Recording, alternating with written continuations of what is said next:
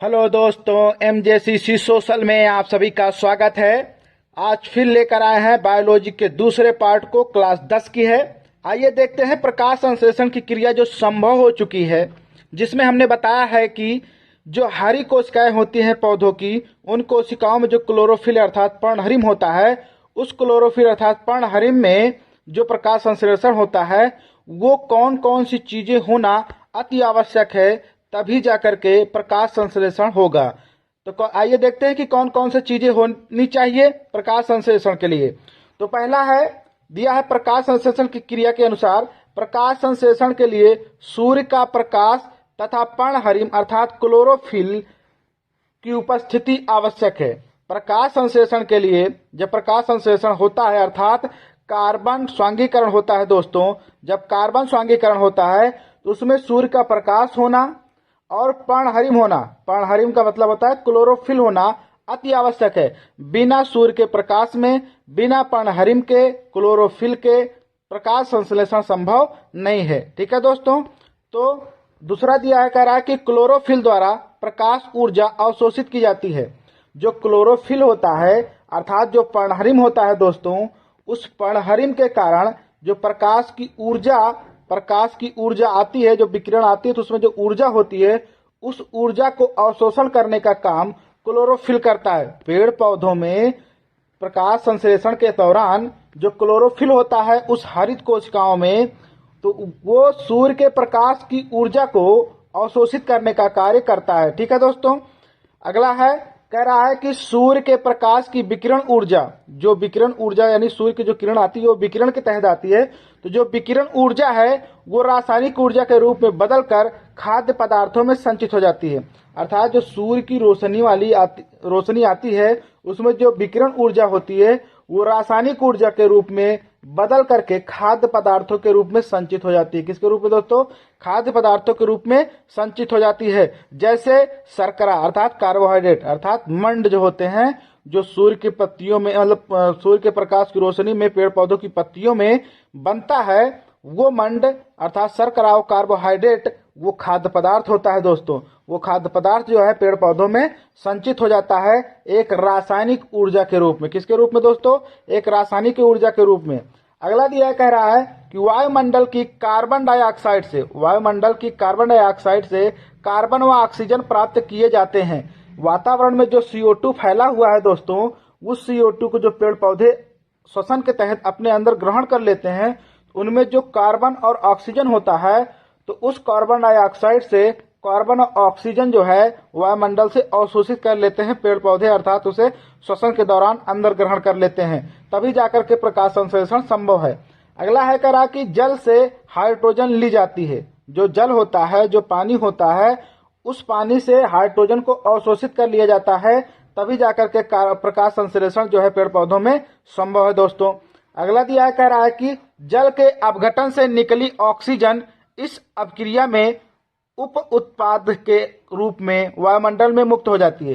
अर्थात जो जल होता है, जल का जब अपघटन होता है, टूटता है जल, तो वो अपघटन के दौरान उसमें जो ऑक्सीजन निकलती है अर्थात O2 निकलता है, वो उप उत्पाद के रूप में वायुमंडल में क्या हो जाती है? मुक्त हो जाती है, जिससे जीव जंतु जो हैं उसको अवशोषित करके अपना जीवन यापन करते हैं। अर्थात O2 जीव जंतु जो है, जीवधारी जो व्यक्ति हैं, जीव जो हैं, वो क्या करते हैं? O2 को ग्रहण करके अपना जीवन यापन करते, अपनी जिंदगी को जीते हैं। तो पहला है, सूर्य की रोशनी और क्लोरोफिल आवश्यक है पेड़ पौधों में, तभी जाकर के प्रकाश संश्लेषण होगा। क्लोरोफिल जो है ऊर्जा को क्या करता है? अवशोषित कर लेता है, यही कार्य होता है। अगला दिया है, कह रहा है कि सूर्य के प्रकाश की जो विकिरण ऊर्जा होती है वो रासायनिक ऊर्जा में खाद्य पदार्थों के रूप में पेड़ पौधों में क्या हो जाती है? संचित हो जाती है दोस्तों।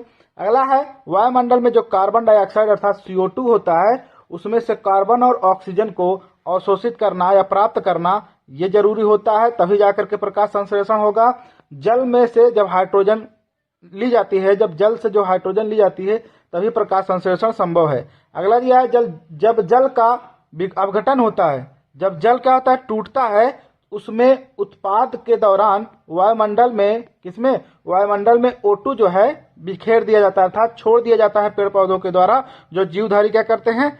उसका अपना भोजन प्राप्त करके अर्थात सांस लेकर के श्वसन की क्रिया संपन्न कर लेते हैं दोस्तों। अगला इसमें 7 नंबर दिया है, कह रहा है कि प्रकाश संश्लेषण का अंतिम उत्पाद ग्लूकोज शर्करा है। ग्लूकोज अर्थात C6H12O6, यही जो है ग्लूकोज शर्करा का सूत्र है, जिसे हम कार्बोहाइड्रेट कहते हैं अर्थात मंड कहते हैं। ये पौधों का भोजन है। यह शीघ्र ही अर्थात जो ग्लूकोज होता है, जो प्रकाश संश्लेषण के दौरान पेड़ पौधों में अंतिम उत्पाद, अंतिम पैदा क्या होता है, वो ग्लूकोज या शर्करा होता है। यह शीघ्र ही मंड के रूप में क्या होता है, बदल जाता है। जब मंड के रूप में बदल जाता है अर्थात एटीपी जो है और नॉन फास्फोरस जो है, इसी के रूप में बदल करके वो अपना भोजन यापन करते हैं, जिससे अपना जीवन जीते हैं। तो आइए आगे देखते हैं। कह रहा है कि प्रकाश संश्लेषण की जो क्रिया विधि है, जो प्रकाश संश्लेषण की जो क्रिया विधि है, जो कार्य होता है, वो किस प्रकार होता है। आइए देखते हैं। प्रकाश संश्लेषण एक जटिल आंतरोष्मी उपचयी अपक्रिया है, मतलब अंदर बाहर के क्रियाओं द्वारा एक जटिल क्रिया है। ये बहुत ज्यादा जटिल क्रिया है। यह क्रिया 2 चरणों में संपन्न होती है। पहला है प्रकाश अपक्रिया है, दूसरा है अप्रकाशिक अपक्रिया। प्रकाश अपक्रिया किसे कहते हैं दोस्तों, जब पेड़ पौधों में सूर्य की प्रकाश की रोशनी में जो क्रिया होती है उसे हम प्रकाश अपक्रिया कहते हैं।